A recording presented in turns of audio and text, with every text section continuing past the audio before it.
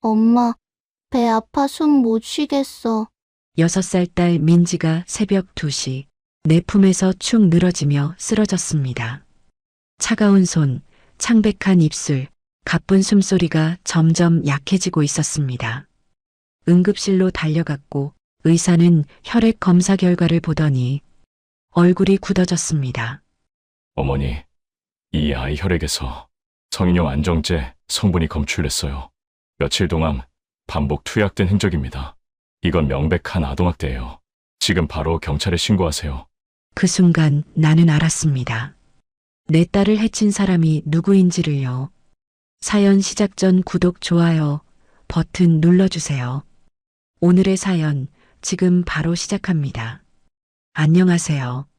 저는 올해 32살이 된 이서윤이라고 합니다. 고양시 덕양구의 낡은 아파트 2층에서 6살 딸 민지와 단둘이 살고 있습니다. 남편은 3년 전 교통사고로 세상을 떠났고 그 이후로 저는 동네 마트 계산대에서 아침 6시부터 오후 2시까지 일하며 민지를 키워왔습니다. 그리 넉넉하진 않지만 그래도 우리 모녀는 행복했습니다.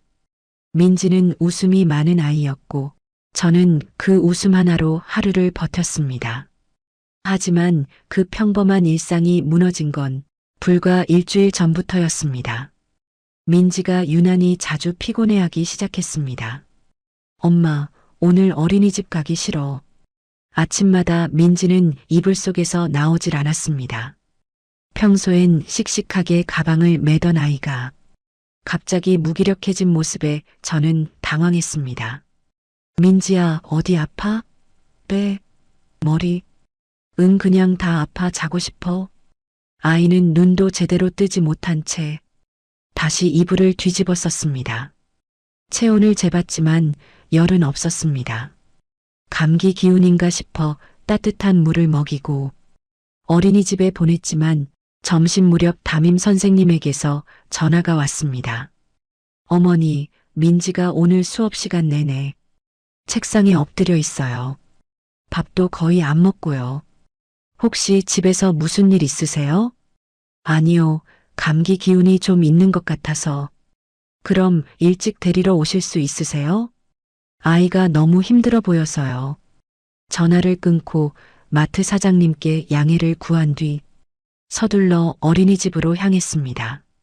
교실 앞에 도착했을 때 민지는 창가 의자에 혼자 앉아 멍하니 밖을 바라보고 있었습니다. 민지야, 엄마 왔어.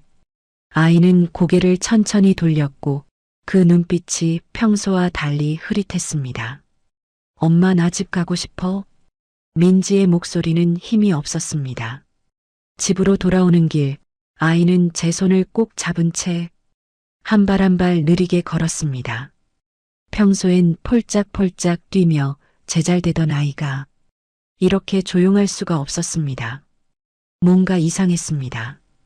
단순한 감기가 아닌 것 같았습니다. 그날 저녁 저는 민지를 재우고 거실에 앉아 핸드폰을 뒤적였습니다. 아이가 갑자기 무기력해지는 이유, 6세 아동 피로 증상, 검색창에 이것저것 쳐봤지만 뚜렷한 답은 나오지 않았습니다. 그때 현관문이 열리는 소리가 들렸습니다. 서윤아, 민지 잘 있어? 시어머니 박영숙이었습니다.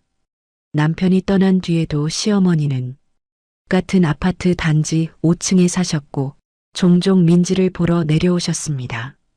어머니, 안녕하세요. 민지가 요즘 좀 안 좋아서요. 안 좋아? 뭐가? 자꾸 피곤해하고 어린이집에서도 수업 시간 내내 엎드려 있었대요. 시어머니는 민지 방문을 열고 들어가 잠든 아이의 이마를 만져보셨습니다. 열은 없네. 그냥 예민한 거 아냐? 요즘 애들은 다 그래. 너무 신경 쓰지 마. 그래도 며칠째 이러니까 걱정이. 애 키우면서 그런 거 하나하나 신경 쓰면 못 살아. 그냥 밥 잘 먹이고 일찍 재우면 돼. 시어머니는 그렇게 말하고는 가방에서 작은 비닐봉지를 꺼내셨습니다. 이거 우리 손녀 좋아하는 과자. 내일 일어나면 줘. 감사합니다, 어머니. 시어머니가 나가신 뒤 저는 비닐봉지를 열어봤습니다. 민지가 좋아하는 초코과자와 작은 요구르트 2개가 들어있었습니다. 평소와 다를 것 없는 모습이었지만 왠지 모를 불안감이 가슴 한편에 남았습니다. 그날 밤 민지는 자다가 2번이나 깼습니다. 엄마 배 아파. 어디? 여기. 응, 여기, 그리고 여기도. 아이는 배와 가슴을 번갈아 가리키며 작게 신음했습니다. 저는 따뜻한 물을 먹이고 배를 쓸어주며 간신히 아이를 다시 재웠습니다. 하지만 그날 이후로도 민지의 상태는 나아지지 않았습니다. 오히려 점점 더 심해졌습니다. 어린이집에선 민지가 자꾸 졸아요라는 연락이 매일같이 왔고 집에서도 아이는 밥을 거의 먹지 않았습니다. 그리고 사흘째 되던 날 저는 이상한 장면을 목격했습니다. 아파트 놀이터에서 민지가 혼자 그네를 타고 있을 때 이웃집 명자 아주머니가 다가왔습니다. 명자 아주머니는 늘 친절하게 민지에게 과자를 주시던 분이었습니다. 그날도 명자 아주머니는 가방에서 뭔가를 꺼내 민지에게 건넸습니다. 민지는 고개를 끄덕이며 그걸 받아들었고 저는 그게 또 과자려니 생각했습니다. 하지만 집에 돌아와 민지 가방을 정리하다가 작은 하얀 알약 하나가 바닥에 떨어진 걸 봤습니다. 민지야, 이거 뭐야? 응? 모르겠어. 명자 할머니가 줬어. 맛있는 사탕이래. 그 순간 등골이 서늘해졌습니다. 하지만 저는 그때만 해도 몰랐습니다. 그 사탕이 제 딸의 목숨을 위협하고 있다는 걸요. 그날 밤 저는 그 하얀 알약을 휴지에 싸서 서랍 깊숙이 넣어두었습니다. 설마 약은 아니겠지. 명자 아주머니가 그럴 리 없어. 스스로를 안심시키며 잠자리에 들었지만 가슴 한편이 계속 불편했습니다. 그리고 다음 날 아침 민지의 상태는 더욱 악화되어 있었습니다. 민지야, 일어나야지. 어린이집 가야지. 아무리 흔들어도 아이는 눈을 뜨지 않았습니다. 겨우 눈을 떴을 때 민지의 눈동자는 초점이 흐릿하게 풀려 있었습니다. 엄마 다리에 힘이 안 들어가. 뭐? 민지야, 어디 아파? 응, 온몸이 다 무거워. 숨 쉬는 것도 힘들어. 저는 그 순간 등에서 식은땀이 흘렀습니다. 체온을 재니 36.2도 정상이었습니다. 하지만 아이의 얼굴은 창백했고 입술은 바짝 말라 있었습니다. 민지야, 오늘은 어린이집 안 가도 돼. 엄마가 회사 쉬고 집에 있을게. 민지는 고개를 끄덕이며 다시 눈을 감았습니다. 저는 마트 사장님께 전화를 걸어 급하게 하루 휴가를 냈습니다. 그리고 동네 소아과로 민지를 데려갔습니다. 대기실에서 번호표를 뽑고 기다리는 동안 민지는 제 무릎에 기대어 잠들어 있었습니다. 평소라면 대기실 장난감을 가지고 놀았을 텐데 지금은 그럴 힘조차 없어 보였습니다. 이서윤 보호자님, 진료실로 들어오세요. 의사 선생님은 민지의 상태를 꼼꼼히 살폈습니다. 목, 귀, 배를 진찰하고 청진기로 심장 소리도 들어보셨습니다. 특별히 이상 소견은 없는데요. 혹시 요즘 스트레스를 많이 받았나요? 아니면 환경 변화가 있었나요? 아니요, 특별한 건 없었어요. 그냥 갑자기 일주일 전부터 이렇게 됐어요. 일단 영양제 처방해 드릴게요. 며칠 더 지켜보시고 계속 이러면 큰 병원에서 정밀 검사 받아보시는 게 좋겠어요. 네, 감사합니다. 약국에서 영양제를 받아 집으로 돌아왔습니다. 민지에게 영양제를 먹이고 따뜻한 미역국을 끓여줬지만 아이는 2숟가락도 먹지 못하고 토했습니다. 으액, 엄마 배 아파.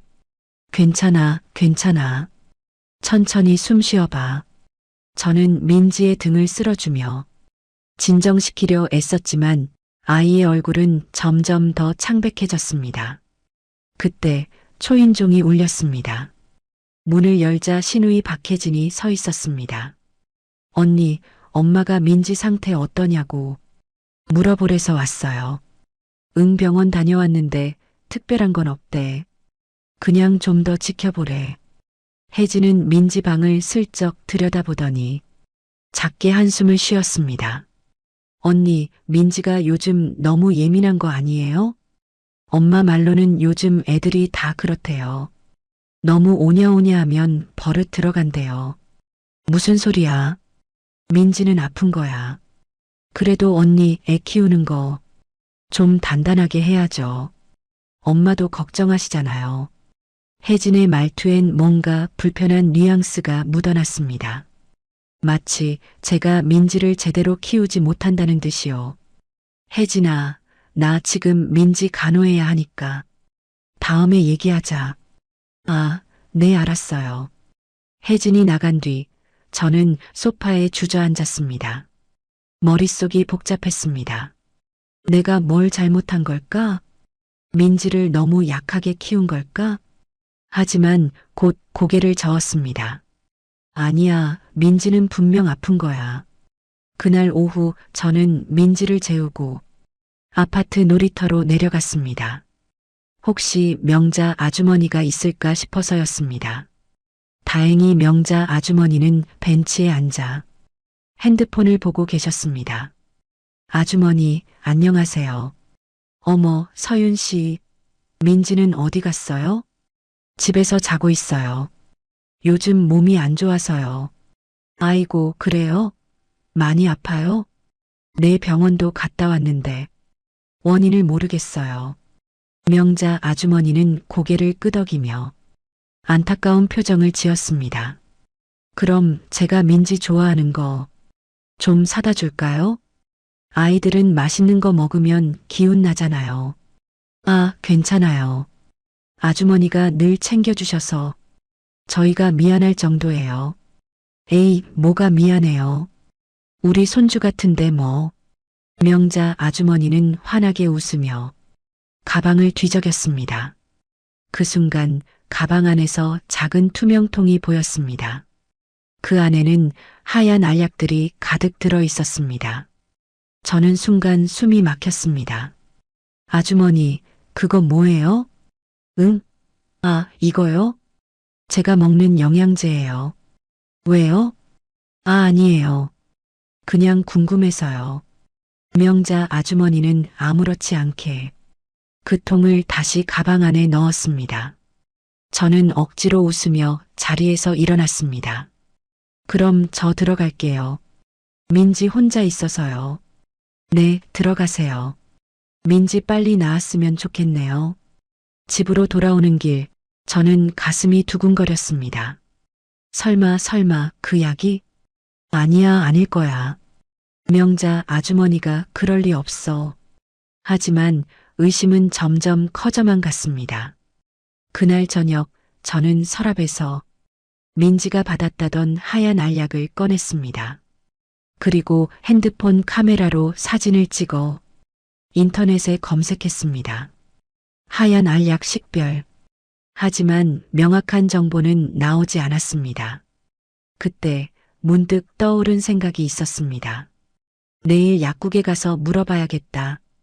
이 약이 정확히 뭔지 알아내야겠다.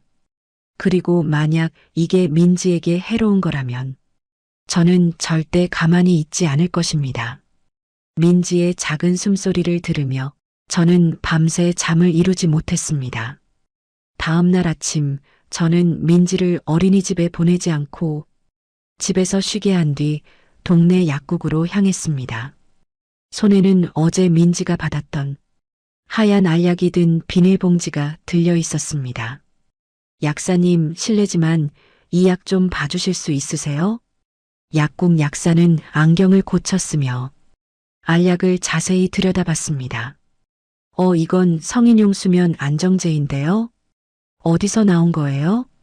제 딸이 이웃분한테 받았다고 하는데 아이한테 이걸 줬다고요? 이건 절대 아이가 먹으면 안 되는 약이에요. 성인도 처방전 없이 못 사는 전문의약품인데 약사의 목소리가 점점 커졌습니다. 저는 그 순간 머릿속이 하얘졌습니다. 그럼 만약 아이가 이걸 며칠 먹으면 어떻게 되나요? 당연히 위험하죠. 무기력증, 호흡곤란, 구토, 심하면 의식 저하까지 올 수 있어요. 지금 당장 병원 가보세요. 네, 감사합니다. 저는 비틀거리며 약국을 나왔습니다. 손이 부들부들 떨렸습니다.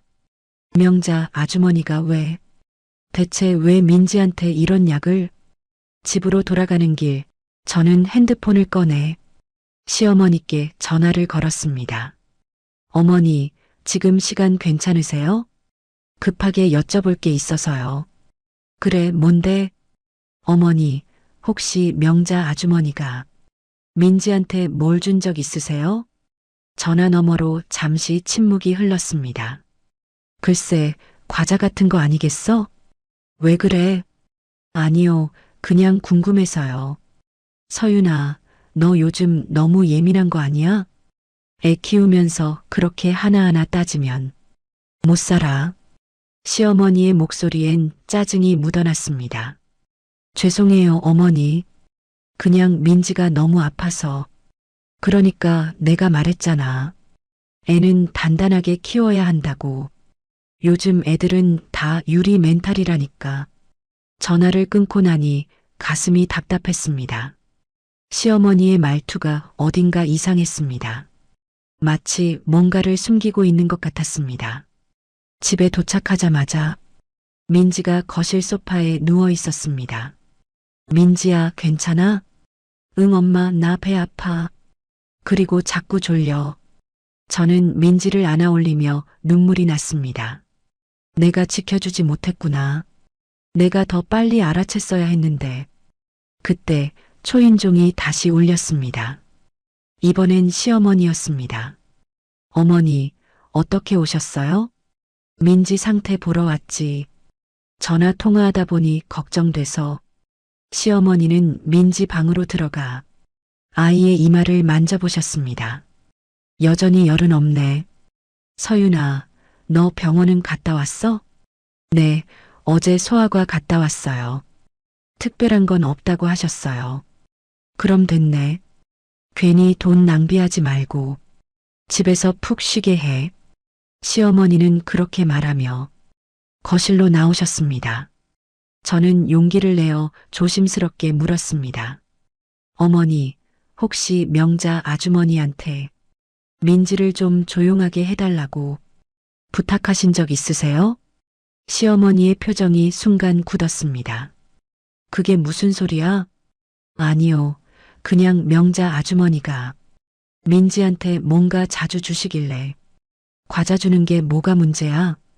서윤아, 너 요즘 너무 신경질적이야. 애 키우는 게 힘든 건 알지만 그렇다고 남한테 의심하면 안 되지. 시어머니의 목소리가 날카로워졌습니다. 죄송해요, 어머니. 그냥 걱정돼서. 걱정은 무슨, 괜히 쓸데없는 생각하지 말고 민지나 잘 돌봐. 시어머니는 그렇게 말하고는 현관문을 쾅 닫고 나가셨습니다. 저는 그 자리에 멍하니 서 있었습니다. 시어머니의 반응이 너무 이상했습니다. 평소 같으면 무슨 일이야? 하고 걱정부터 하셨을 텐데 오늘은 오히려 화를 내셨습니다. 뭔가 숨기는 게 있는 걸까? 그날 오후 저는 민지를 재운 뒤 아파트 관리사무소로 내려갔습니다. 혹시 놀이터 CCTV 영상 좀 볼 수 있을까요? 무슨 일 있으세요? 제 딸이 놀이터에서 뭔가를 잃어버렸다고 해서요. 이틀 전 오후 3시쯤 영상 좀 확인하고 싶어요. 관리소장은 고개를 끄덕이며 CCTV 화면을 켜줬습니다. 화면 속에서 민지가 그네를 타고 있었고 잠시 후 명자 아주머니가 다가왔습니다. 명자 아주머니는 가방에서 작은 통을 꺼내 민지에게 무언가를 건넸습니다. 민지는 고개를 끄덕이며 그걸 받아 입에 넣었습니다. 저는 그 장면을 보며 온몸에 소름이 돋았습니다. 저 이 영상 혹시 제 핸드폰으로 찍어도 될까요? 네, 그러세요. 저는 서둘러 영상을 촬영한 뒤 관리사무소를 나왔습니다. 이제 확실해졌습니다. 명자 아주머니가 민지에게 약을 먹인 게 맞습니다. 하지만 대체 왜 남의 아이에게 그런 짓을 한 걸까요? 집으로 돌아가는 길, 저는 복도에서 신우이 혜진을 마주쳤습니다. 언니, 어디 갔다 와요? 관리사무소 좀. 혜진은 제 얼굴을 보더니 표정이 어두워졌습니다. 언니, 혹시 엄마한테 뭐 물어본 거 있어요? 왜? 아까 엄마가 전화하셔서 언니가 이상한 질문했다고 화내시던데. 이상한 질문? 난 그냥 민지 걱정돼서 물어본 것뿐인데. 혜진은 잠시 망설이더니 작게 한숨을 쉬었습니다. 언니, 사실 엄마가 요즘 민지 때문에 스트레스 많이 받으셨어요. 응? 무슨 스트레스? 민지가 울고 보채잖아요. 그래서 엄마가 명자 아주머니한테 민지 좀 조용하게 해달라고 부탁하셨나 봐요. 그 순간 저는 모든 퍼즐이 맞춰지는 걸 느꼈습니다. 조용하게 해달라고 그게 무슨 뜻이야? 저도 자세히는 몰라요. 그냥 엄마가 그렇게 말씀하시길래. 혜진은 더 이상 말하지 않고 서둘러 자리를 떴습니다. 저는 그 자리에 멍하니 서서 주먹을 꽉 쥐었습니다. 시어머니가 명자 아주머니한테 부탁했다고? 민지를 조용하게 만들라고? 그래서 명자 아주머니가 민지에게 수면제를 먹인 거라고? 눈앞이 캄캄했습니다. 믿고 싶지 않았지만 모든 증거가 그쪽을 가리키고 있었습니다. 저는 떨리는 손으로 핸드폰을 꺼내 112에 전화를 걸었습니다. 여보세요, 신고하려고요. 제 딸이 누군가에게 약물을 먹은 것 같아요. 네, 접수됐습니다. 지금 바로 순찰차 보내드릴게요. 혹시 아이 상태는 어떤가요? 지금은 자고 있는데 계속 무기력하고 구토 증상이 있어요. 알겠습니다. 일단 아이는 깨우지 마시고 경찰이 도착할 때까지 기다려주세요. 전화를 끊고 나니 온몸이 떨렸습니다. 정말 이게 맞는 걸까? 시어머니와 명자 아주머니를 경찰에 신고하는 게 맞는 걸까? 하지만 민지를 생각하니 더 이상 망설일 수 없었습니다. 30분 뒤 초인종이 울렸습니다. 경찰입니다. 신고하신 분 계신가요? 문을 열자 젊은 남자 형사 2명이 서 있었습니다. 네, 제가 신고했습니다. 들어가도 될까요? 거실로 안내한 뒤 저는 형사들에게 모든 상황을 설명했습니다. 민지가 일주일 전부터 보인 이상 증상, 명자 아주머니가 준 하얀 알약, 약국에서 확인한 수면제 성분, 그리고 CCTV 영상까지. 형사 중 한 명이 핸드폰으로 영상을 보더니 표정이 굳어졌습니다. 이건 명백한 아동학대 사건입니다. 지금 바로 아이를 병원으로 데려가셔야 해요. 정밀 검사받고 진단서 떼셔야 합니다. 네, 알겠습니다. 그리고 이 약 증거물로 제출해 주시고요. CCTV 영상도 저희한테 보내주세요. 형사들은 메모를 하며 질문을 이어갔습니다. 혹시 이 명자라는 분이 왜 이런 짓을 했는지 아세요? 제 시어머니가 명자 아주머니한테 민지를 조용하게 해달라고 부탁했다고 들었습니다. 시어머니요? 내 같은 아파트에 사세요. 제 시누이한테 들었어요. 형사는 고개를 끄덕이며 수첩에 적었습니다. 알겠습니다.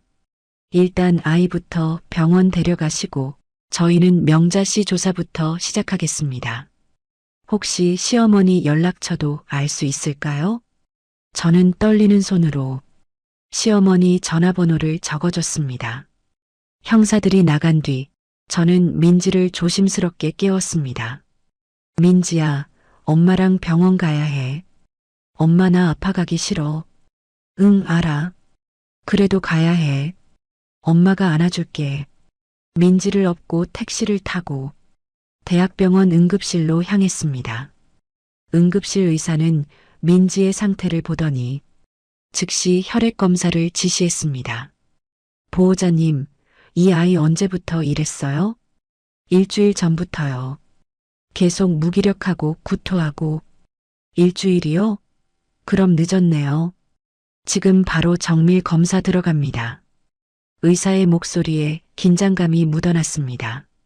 저는 대기실에 앉아 두 손을 꼭 모은 채 기도했습니다. 제발 민지가 괜찮기를. 1시간 뒤 의사가 나왔습니다. 보호자님, 검사 결과 나왔습니다. 혈액에서 벤조디아제핀 계열 성분이 대량 검출됐어요. 벤조디아제핀이요? 네, 수면제나 신경안정제에 들어가는 성분이에요. 이게 아이 몸에 며칠 동안 축적된 거예요. 지금 당장 해독 치료 시작해야 합니다. 그럼 민지는 괜찮아질 수 있나요? 다행히 빨리 발견하셔서 생명에는 지장 없을 것 같아요. 하지만 며칠 입원 치료 필요합니다. 저는 그 자리에 주저앉아 울었습니다. 안도감과 분노가 동시에 밀려왔습니다. 명자 아주머니 시어머니, 어떻게 이럴 수가 있어. 민지는 소아과 병동으로 옮겨졌고 저는 병실 의자에 앉아 아이를 지켰습니다. 그날 저녁 형사에게서 전화가 왔습니다. 이서윤 씨, 저 박 형사입니다. 명자 씨 조사 끝났습니다. 어떻게 됐나요? 명자 씨가 자백했습니다. 시어머니 박영숙 씨한테 부탁받아서 민지에게 수면제를 먹였다고요. 시어머니가 정말 그런 부탁을 했나요? 네. 명자 씨 휴대폰에서 박영숙 씨와의 대화 내역 확보했습니다. 손녀가 너무 시끄러워서 미칠 지경이다. 좀 조용하게 만들어달라는 내용이 있어요. 저는 핸드폰을 쥔 손에 힘이 들어갔습니다. 그리고 신우이 박혜진 씨도 이 사실을 알고 있었던 것 같습니다. 단톡방에서 관련 대화 나눈 기록 있어요. 혜진이도요? 네. 내일 오전에 세 분 모두 경찰서로 출석 요청했습니다. 이서윤 씨도 참고인 조사받으러 오셔야 해요. 네, 알겠습니다. 전화를 끊고 나니 허탈했습니다. 시어머니와 시누이까지 모두가 알고 있었던 거였습니다. 그리고 아무도 저에게 말하지 않았습니다. 민지가 고통받는 동안 그들은 침묵했습니다. 그날 밤 민지는 링거를 맞으며 작게 숨을 쉬고 있었습니다. 창백했던 얼굴이 조금씩 혈색을 되찾고 있었습니다. 저는 민지의 작은 손을 잡으며 속삭였습니다. 민지야, 미안해. 엄마가 더 빨리 알아챘어야 했는데. 이제 괜찮아. 엄마가 지켜줄게. 절대 다시는 이런 일 없을 거야. 민지는 자는 듯 조용했지만 작은 손가락이 제 손을 꼭 쥐었습니다. 그 순간 저는 결심했습니다. 누가 됐든 설령 시어머니라도 민지를 해친 사람은 반드시 처벌받게 하겠다고. 다음 날 아침 간호사가 병실로 들어왔습니다. 보호자님, 경찰분들이 오셨어요. 문을 열자 어제 그 형사들이 서 있었습니다. 이서윤 씨, 어젯밤 박영숙 씨와 박혜진 씨, 그리고 명자 씨, 3명 모두 경찰서로 소환했습니다. 지금 조사 중이에요. 네. 그리고 이거 박영숙 씨 휴대폰에서 캡처한 단톡방 대화 내용입니다. 형사가 건넨 종이를 보는 순간 저는 숨이 막혔습니다. 박영숙 애가 자꾸 울어서 미칠 지경이야. 좀 조용하게 만들 방법 없을까? 명자, 제가 좋은 방법 알아요. 조용하게 만들어 드릴게요. 박혜진 엄마, 괜찮을까요? 서윤 언니가 알면. 박영숙 알 리 없어. 그냥 과자 준다고 하면 돼. 애들은 뭐가 약인지도 모르잖아. 눈물이 핑 돌았습니다.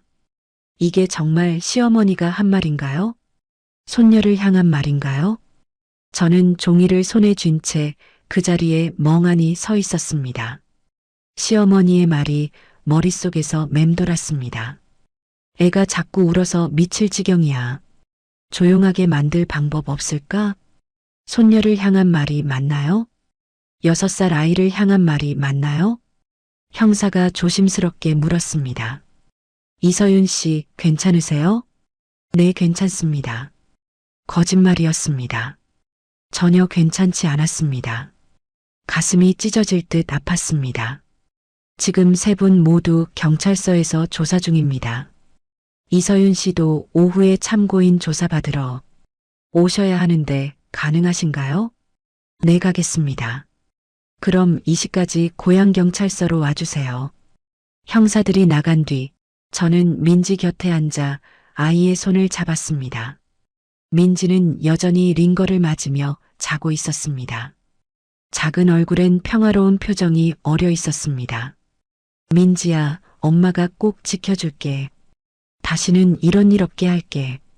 오후 2시 저는 고양경찰서에 도착했습니다. 조사실 앞 복도에는 시어머니와 명자 아주머니 그리고 혜진이 각각 다른 의자에 앉아 있었습니다. 시어머니는 고개를 푹 숙인 채 아무 말도 하지 않았고 명자 아주머니는 손수건으로 눈물을 닦고 있었습니다. 혜진은 저를 보더니 고개를 돌렸습니다. 저는 그들을 지나쳐 조사실로 들어갔습니다. 이서윤 씨 앉으세요. 몇 가지 질문 드리겠습니다. 형사는 차분한 목소리로 질문을 시작했습니다. 시어머니 박영숙 씨와는 평소 관계가 어땠나요? 남편이 돌아가신 후에도 민지를 자주 봐주셨고 저한테도 잘해주셨습니다. 그런데 왜 이런 일이 일어났다고 생각하세요? 저는 잠시 말을 멈췄습니다. 사실 저도 이해할 수 없었습니다. 왜 시어머니가 그런 선택을 했는지 잘 모르겠습니다. 다만 시어머니께서 평소에 아이는 울면 안 된다는 말을 자주 하셨어요. 아, 그렇군요.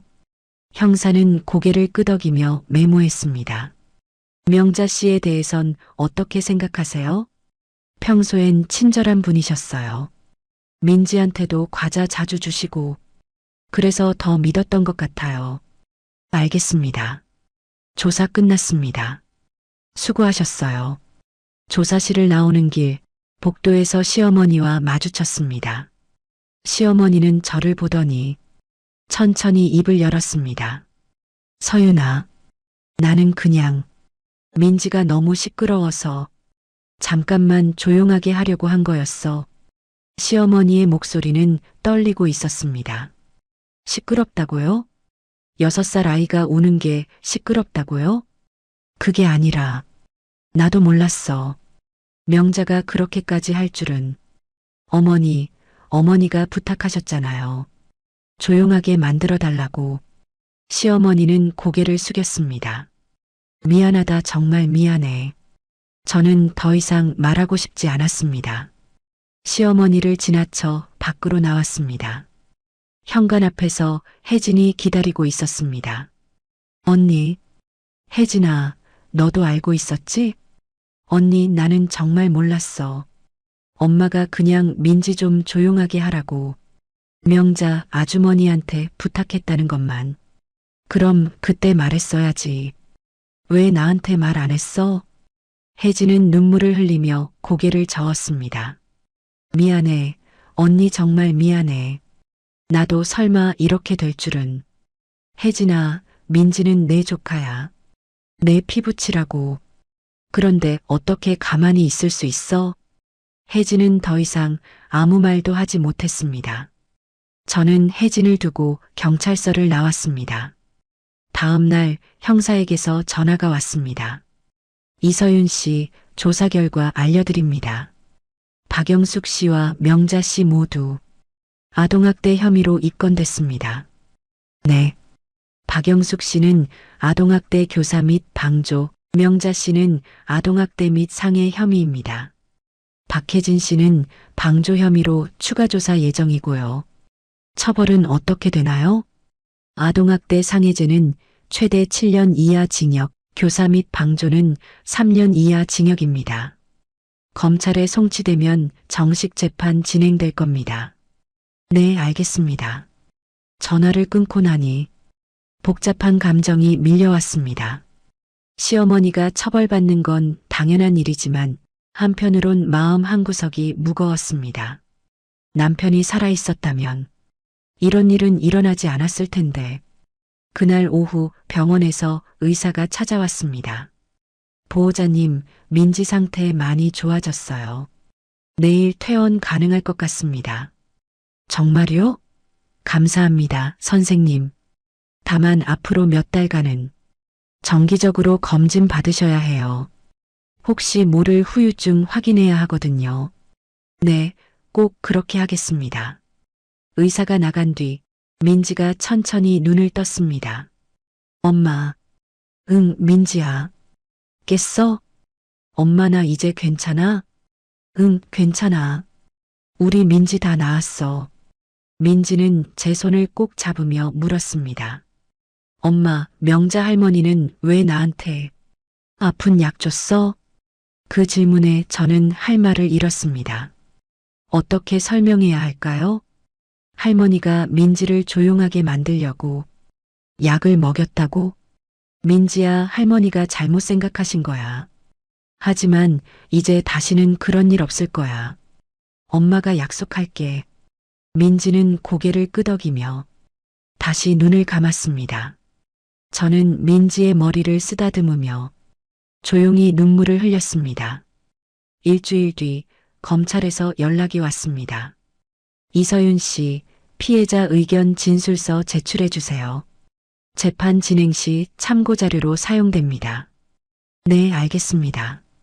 저는 그날 밤 진술서를 작성했습니다. 저는 제 딸 민지를 사랑합니다. 민지는 제 인생의 전부입니다. 그런 민지를 누군가가 고의로 해쳤다는 사실이 너무나 고통스럽습니다. 설령 그 사람이 시어머니라 해도 이 일은 절대 용서할 수 없습니다. 법에 따라 엄정한 처벌 부탁드립니다. 진술서를 봉투에 넣으며 저는 마음을 다잡았습니다. 이제 시작입니다. 민지를 지키기 위한 진짜 싸움은 이제부터입니다. 민지가 태어난 지 한 달이 지났습니다. 아이는 점점 건강을 되찾아가고 있었지만 여전히 밤마다 악몽을 꾸곤 했습니다. 엄마 무서워. 민지는 자다가 깨어 제 품에 안겼습니다. 괜찮아, 민지야. 엄마가 여기 있어. 저는 민지를 꼭 안아주며 자장가를 불러주었습니다. 아이의 작은 심장이 빠르게 뛰고 있었습니다. 이 아이가 얼마나 무서웠을까? 약을 먹고 정신이 흐려질 때 얼마나 두려웠을까? 생각만 해도 가슴이 찢어졌습니다. 어느 날 오후 검찰청에서 연락이 왔습니다. 이서윤 씨, 1차 공판 날짜 잡혔습니다.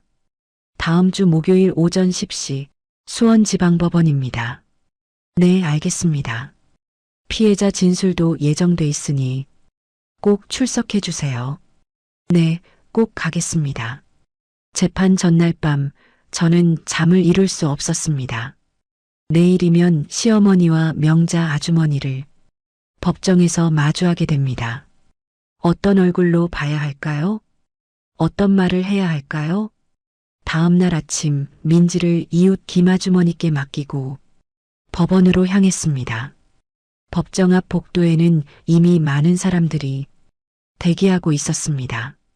시어머니는 검은색 정장을 입고 변호사와 함께 앉아 있었고 명자 아주머니는 혼자 구석에 앉아 고개를 숙이고 있었습니다. 혜진의 모습은 보이지 않았습니다. 제312호 법정, 박영숙 외 한 명. 아동학대 사건 당사자분들 입장하세요. 법정 문이 열렸습니다. 저는 천천히 방청석으로 걸어갔습니다. 심장이 쿵쿵 뛰었습니다.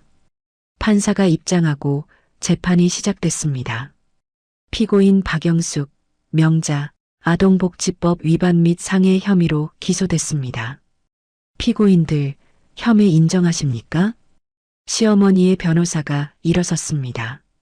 재판장님, 피고인 박영숙은 직접 가해 행위를 하지 않았습니다. 단지 손녀가 시끄러워 힘들다는 말을 명자 씨에게 했을 뿐입니다. 검사가 반박했습니다. 재판장님, 피고인 박영숙은 명자에게 조용하게 만들어 달라고 명확히 요청했습니다. 이는 아동학대 교사에 해당합니다. 판사는 고개를 끄덕이며 서류를 넘겼습니다. 피고인 명자는 어떻습니까? 명자 아주머니가 떨리는 목소리로 대답했습니다. 죄송합니다. 제가 잘못했습니다. 박영숙 씨가 너무 힘들어 하셔서 도와드리고 싶었습니다. 도와드린다는 게 아이에게 수면제를 먹이는 겁니까? 판사의 목소리가 날카로워졌습니다. 저는 그냥 잠깐만 재우려고 나쁜 약인 줄 몰랐습니다. 약국에서 성인용 전문 의약품을 샀으면서 모르셨다고요? 명자 아주머니는 더 이상 대답하지 못했습니다. 판사는 서류를 보며 말을 이었습니다. 피해 아동의 혈액 검사 결과 벤조디아제핀 계열 성분이 일주일 이상 축적된 흔적이 발견됐습니다. 이는 생명에 위협이 될 수 있는 수준입니다. 법정이 숨을 죽였습니다. 피해자 이서윤 씨, 앞으로 나오십시오. 저는 떨리는 다리로 증인석에 섰습니다. 피해 아동의 현재 상태는 어떻습니까? 많이 좋아졌지만 여전히 밤마다 악몽을 꿉니다. 갑자기 불안해하고 울기도 하고요. 제 목소리가 떨렸습니다. 이 사건으로 인해 아동에게 심리적 트라우마가 남았다는 뜻이군요. 네, 그렇습니다. 피고인들에게 하고 싶은 말 있습니까? 저는 시어머니를 바라봤습니다. 시어머니는 고개를 숙인 채 저를 쳐다보지 못했습니다. 시어머니께 묻고 싶습니다. 민지가 그렇게 시끄러웠나요? 6살 아이가 우는 게 그렇게 참을 수 없었나요? 시어머니는 대답하지 않았습니다. 민지는 할머니를 좋아했어요. 할머니가 올 때마다 좋아서 뛰어갔어요. 그런데 할머니는 그 아이에게 약을 먹였습니다. 제 목소리가 높아졌습니다. 조용하게 만들려고요. 편하게 살려고요. 그게 손녀를 대하는 방법인가요? 시어머니가 고개를 들었습니다. 눈가에 눈물이 맺혀 있었습니다. 서윤아, 미안해. 정말 미안해. 미안하다는 말로는 부족합니다.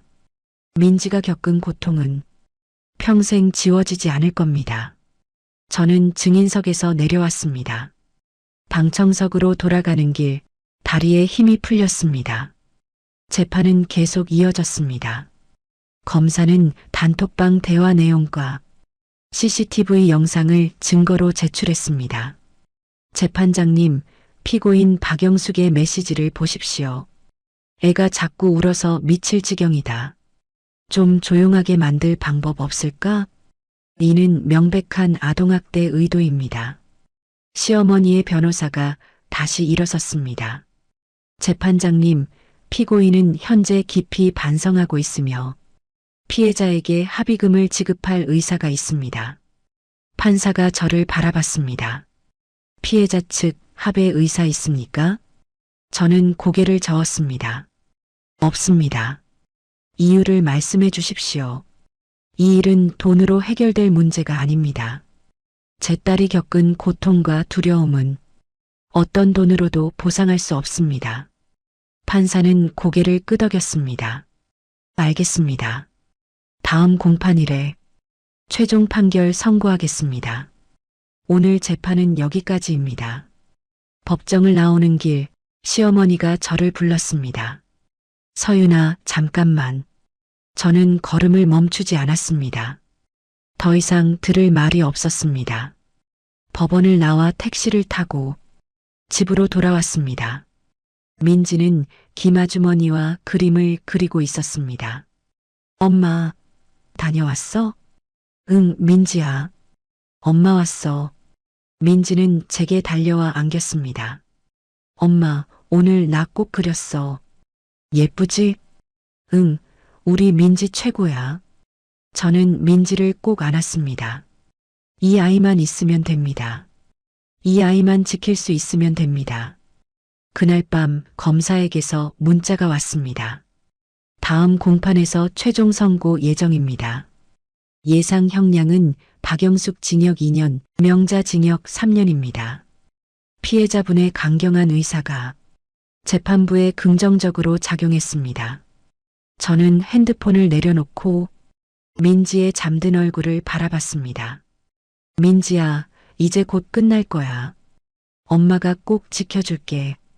창밖으로 차가운 바람이 불어왔지만 제 가슴 속엔 따뜻한 결심이 타오르고 있었습니다. 최종 선고일까지는 2주가 남아 있었습니다.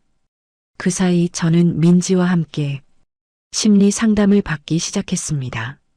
상담센터는 밝은 노란색 벽지로 꾸며져 있었고 민지는 처음엔 낯설어했지만 곧 상담 선생님과 친해졌습니다. 민지야, 요즘 밤에 무서운 꿈 꿔? 상담 선생님이 부드럽게 물었습니다. 응, 가끔요. 할머니가 나한테 약 주는 꿈이요. 민지의 목소리가 작아졌습니다. 그래. 그럼 그때 민지 기분이 어땠어? 무서웠어요. 그리고 배가 아팠어요. 엄마한테 말하고 싶었는데 말이 안 나왔어요. 민지가 눈물을 글썽였습니다. 저는 옆에서 민지의 손을 꼭 잡아줬습니다.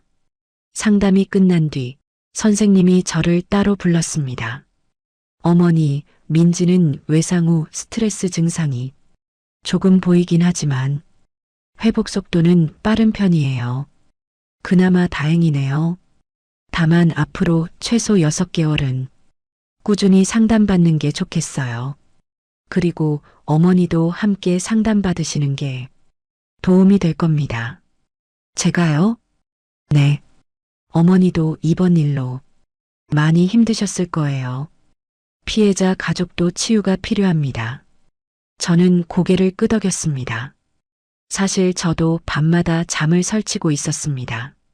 내가 더 빨리 알아챘더라면, 내가 더 조심했더라면, 그런 생각들이 끊임없이 머릿속을 맴돌았습니다. 일주일 후 혜진에게서 전화가 왔습니다. 언니 나야. 뭐야? 언니, 나 지금 엄마 면회 다녀왔어. 혜진의 목소리가 떨렸습니다. 엄마가 많이 후회하고 계셔. 언니한테 정말 미안하대. 그래서 언니, 제발 한 번만 용서해줘. 엄마가 너무 힘들어하셔. 저는 한숨을 쉬었습니다. 혜진아, 내가 용서한다고 민지의 상처가 없어지는 거 아니야. 그건 알지만. 그리고 혜진아, 너도 그때 알고 있었잖아. 근데 왜 나한테 말 안 했어?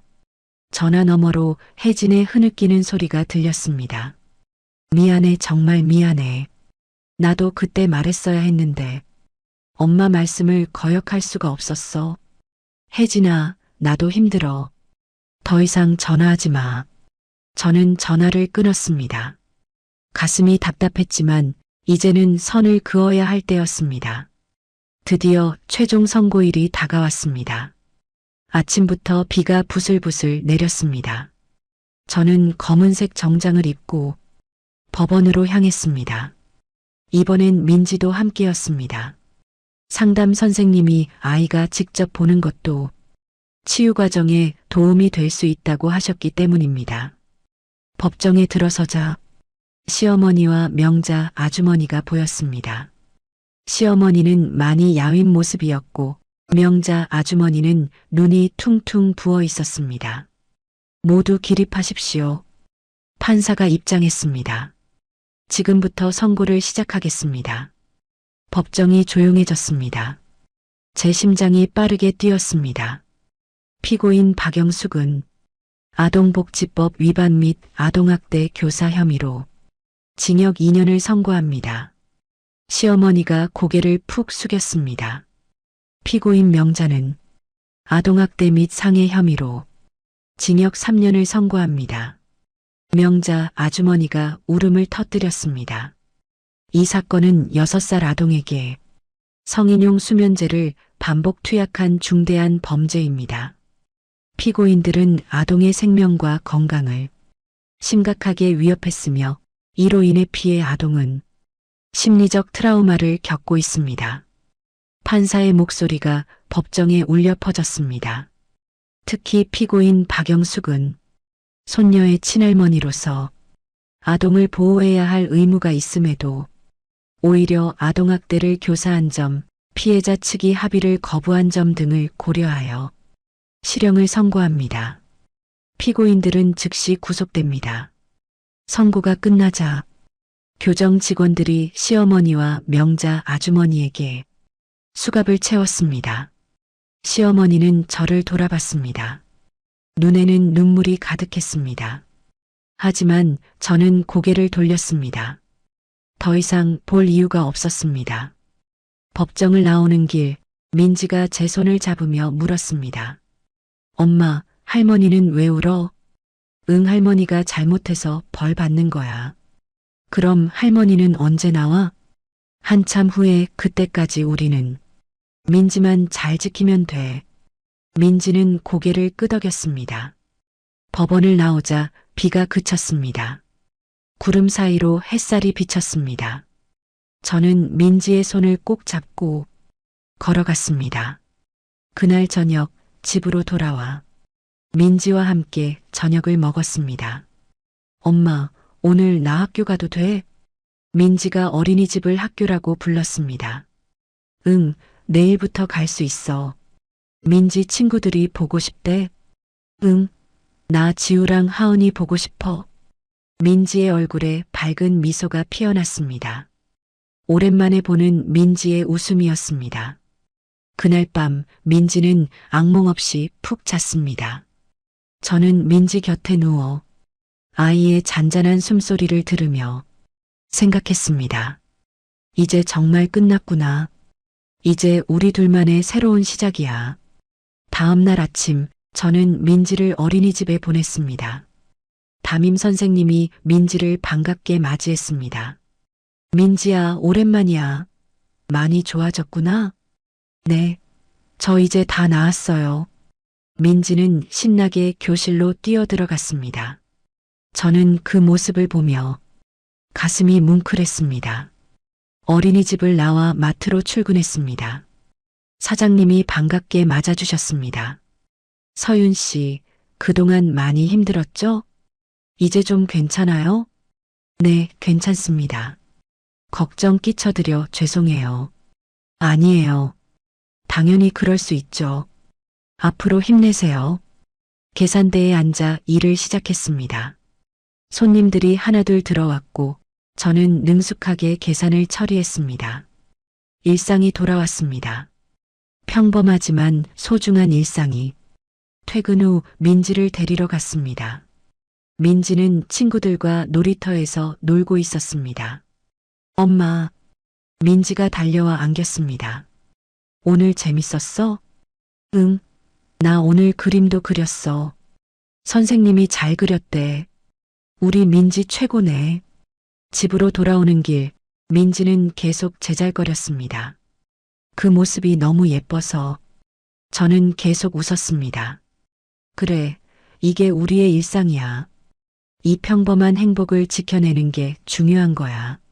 그날 밤 민지를 재우고 거실 소파에 앉았습니다. 핸드폰에 혜진에게서 온 문자가 보였습니다.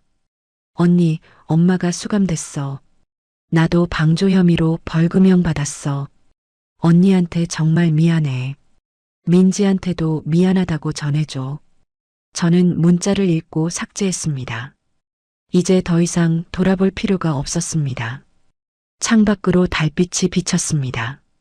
저는 민지 방문을 살짝 열어 잠든 아이의 얼굴을 바라봤습니다. 평화로운 얼굴이었습니다.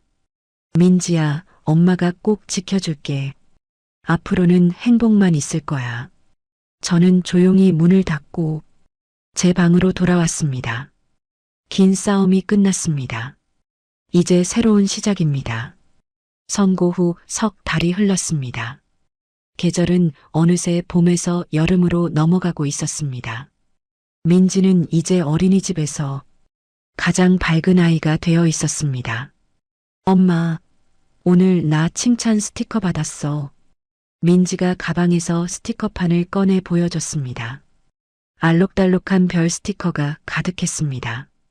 우와, 우리 민지 대단한데? 뭐 때문에 받았어? 친구들이랑 사이좋게 놀아서요. 선생님이 민지가 제일 착하대요. 민지는 자랑스럽게 웃었습니다. 저는 민지를 꼭 안아주었습니다. 이 웃음을 지켜낸 거야. 우리가 함께 이겨낸 거야.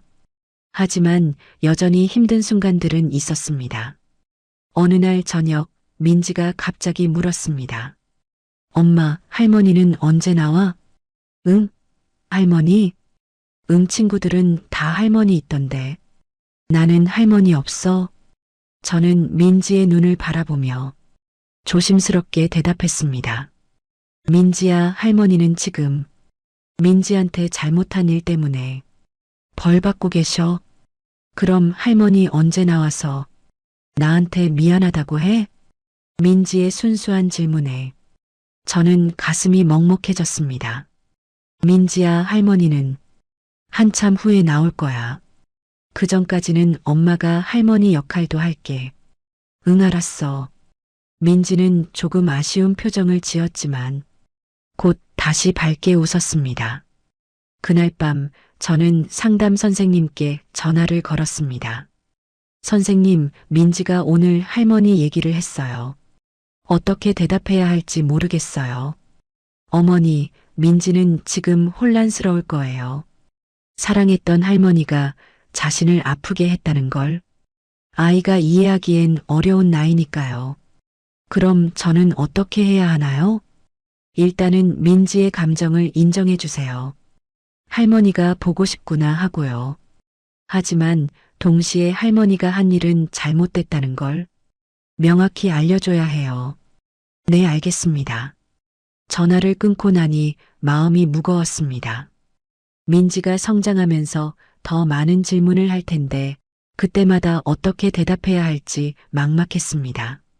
다음 주 저는 민지와 함께 동네 공원에 갔습니다. 주말 오후라 공원엔 많은 가족들이 있었습니다. 할머니와 손주가 함께 산책하는 모습, 3대가 함께 돗자리를 펴고 앉아 있는 모습. 저는 그런 모습들을 보며 복잡한 감정이 들었습니다. 엄마, 그네 타자. 민지가 제 손을 잡아 끌었습니다. 그래, 타자. 저는 민지를 그네에 태우고 뒤에서 밀어주었습니다. 엄마, 더 세게. 알았어. 민지의 웃음소리가 공원에 울려 퍼졌습니다. 그 순간만큼은 모든 걱정을 잊을 수 있었습니다. 그네를 타다가 민지가 갑자기 멈췄습니다. 엄마, 저기. 민지가 가리킨 곳엔 명자 아주머니와 비슷한 나이의 할머니가 아이에게 과자를 주고 있었습니다. 민지의 얼굴이 굳어졌습니다. 민지야, 괜찮아? 응, 엄마 나 집 갈래. 민지의 목소리가 떨렸습니다. 저는 재빨리 민지를 안아 올렸습니다. 응, 집 가자. 엄마가 안아줄게. 집으로 돌아오는 길, 민지는 제 품에서 계속 떨고 있었습니다. 아직 완전히 회복된 게 아니구나. 더 많은 시간이 필요한 거야. 집에 도착해 민지를 침대에 눕혔습니다. 민지야, 괜찮아. 엄마가 여기 있어. 엄마 나 무서워. 저 할머니가 나한테 또 약 줄까봐. 아니야, 민지야. 그 할머니는 명자 할머니가 아니야. 그리고 명자 할머니는 이제 민지한테 다가올 수 없어. 정말? 응, 정말이야. 엄마가 약속할게. 민지는 천천히 진정했습니다. 저는 민지를 안고 자장가를 불러주었습니다.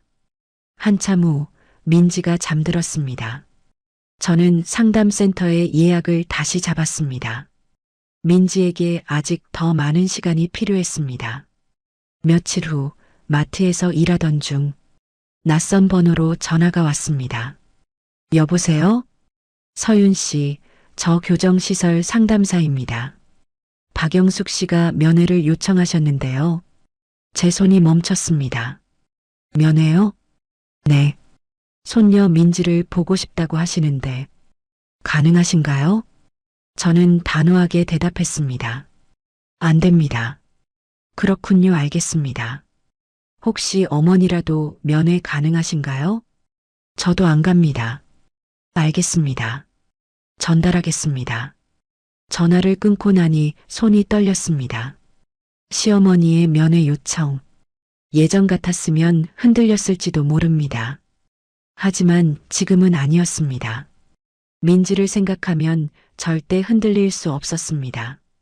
그날 저녁 민지에게 물었습니다. 민지야, 혹시 할머니 보고 싶어? 민지는 잠시 생각하더니 고개를 저었습니다. 아니, 나 할머니 안 보고 싶어. 할머니 때문에 나 아팠어. 그래, 알았어. 민지 마음이 제일 중요해. 민지는 고개를 끄덕이고 다시 그림을 그리기 시작했습니다. 저는 민지의 선택을 존중했습니다. 시간이 더 흐른 어느 날 민지 학예회가 열렸습니다.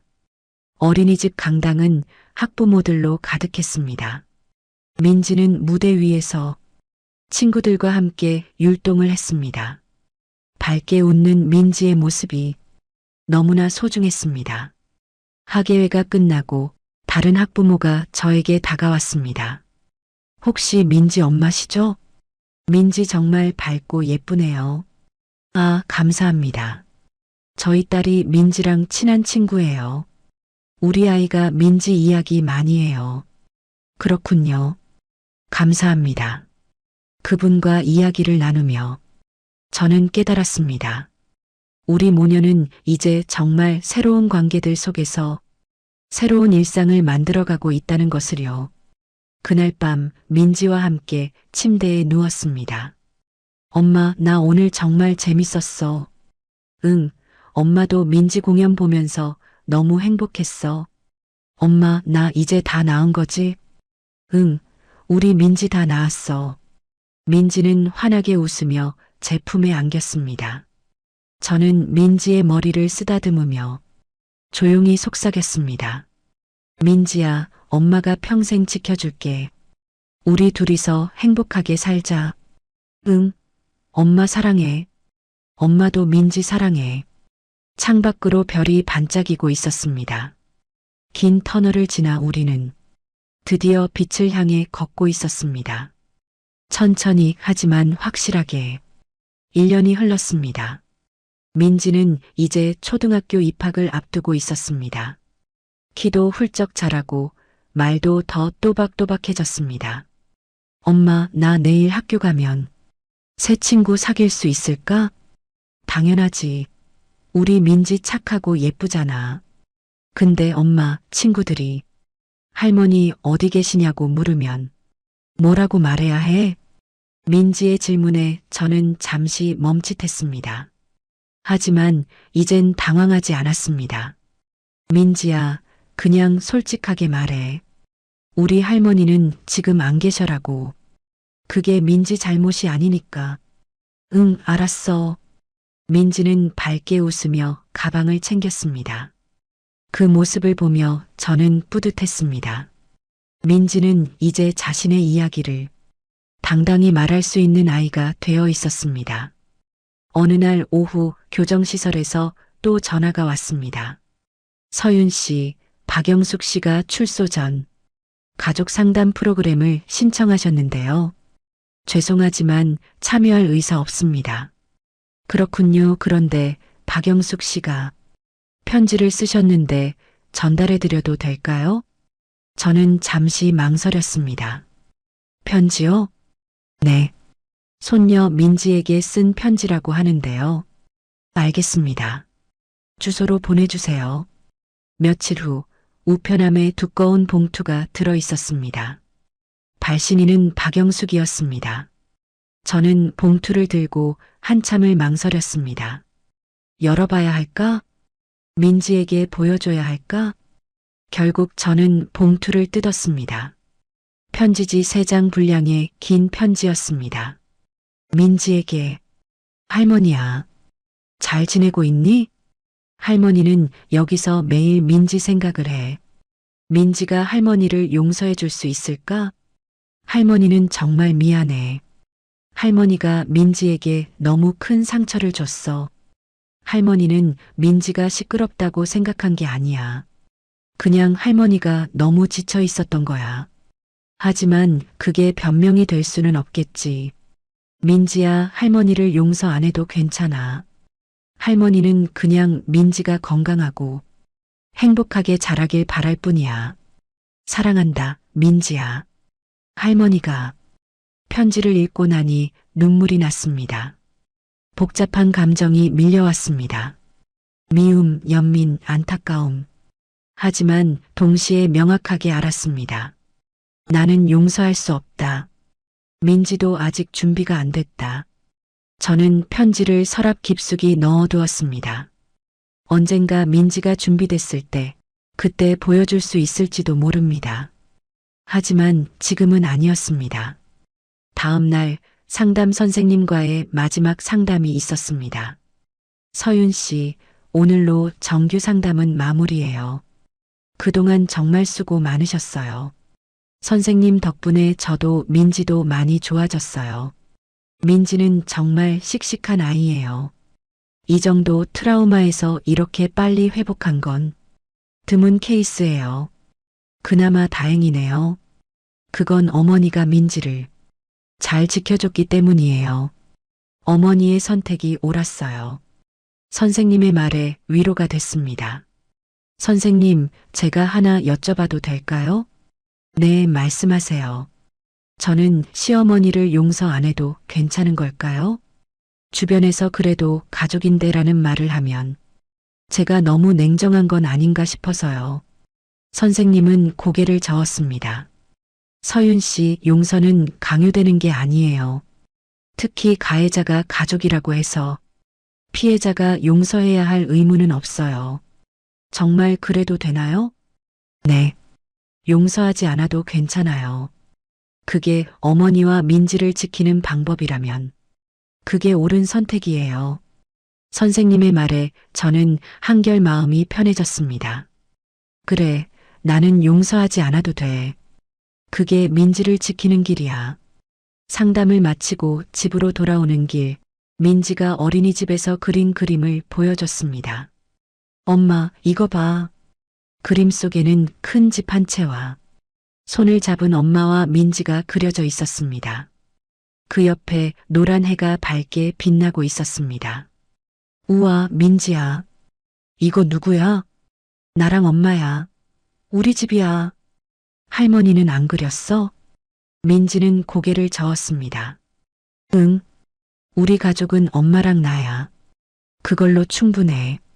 그 말에 저는 가슴이 뭉클했습니다. 민지도 이제 알고 있었습니다. 우리 둘만으로도 완전한 가족이라는 것을요. 그날 저녁 민지를 재우고 거실에 앉아 핸드폰을 켰습니다. 혜진에게서 온 마지막 문자가 보였습니다. 언니, 엄마 다음 달에 출소해. 언니가 안 만나주셔도 이해해. 그냥 알려만 줄게. 민지 잘 키워줘서 고마워. 저는 문자를 읽고 답장을 보냈습니다. 민지는 잘 지내고 있어.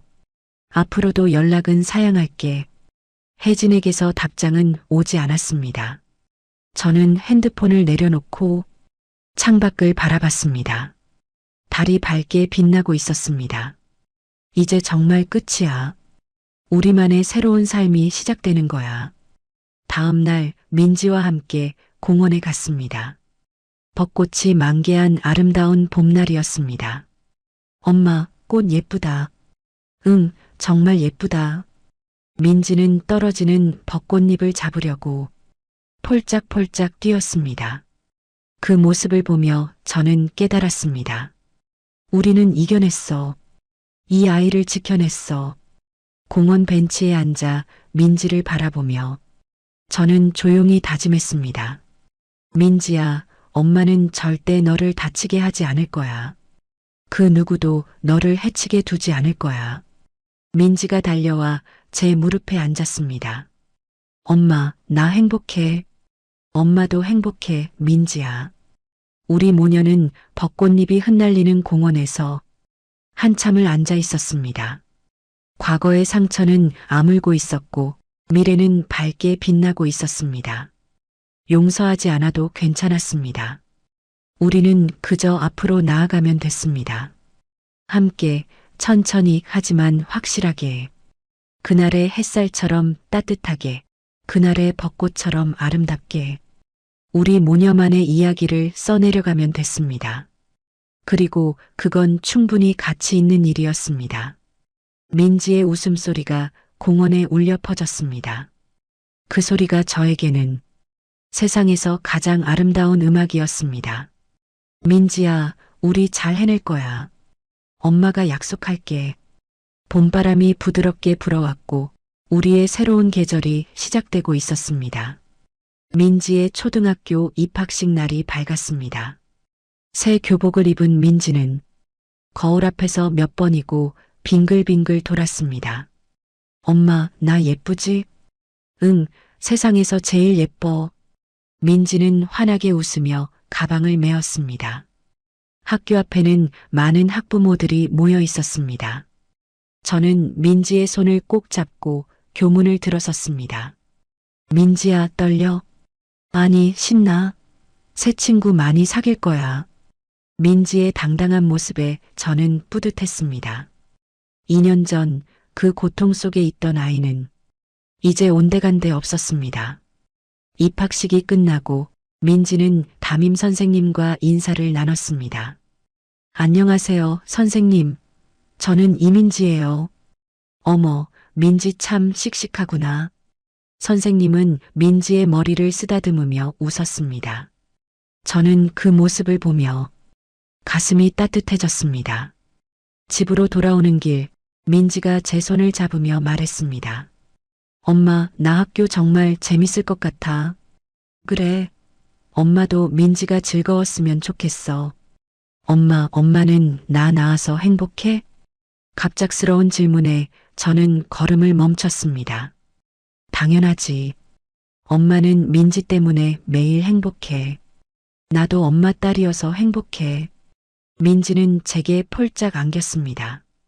그 순간 지난 2년간의 모든 고통이 의미 있게 느껴졌습니다. 우리는 함께 이겨냈고 더 단단해졌습니다. 며칠 후 마트 사장님이 저를 부르셨습니다. 서윤 씨, 그동안 정말 고생 많았어요. 앞으로는 좀 더 편하게 일할 수 있게 정규직으로 전환해 줄게요. 정말요? 감사합니다.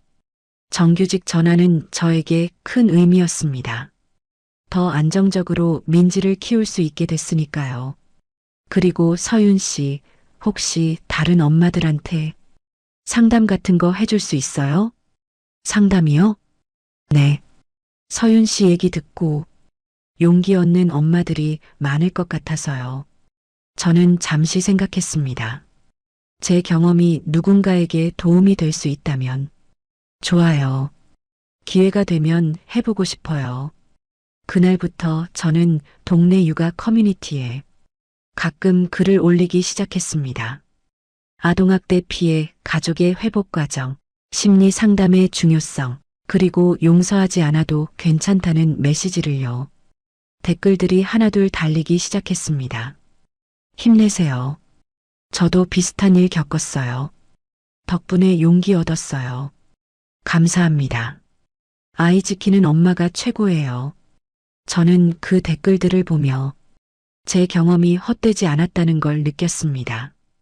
어느 토요일 오후 민지와 함께 동네 도서관에 갔습니다. 민지는 그림책 코너에서 열심히 책을 고르고 있었습니다. 엄마, 이 책 빌려갈래? 민지가 고른 책은 우리 가족이라는 제목이었습니다.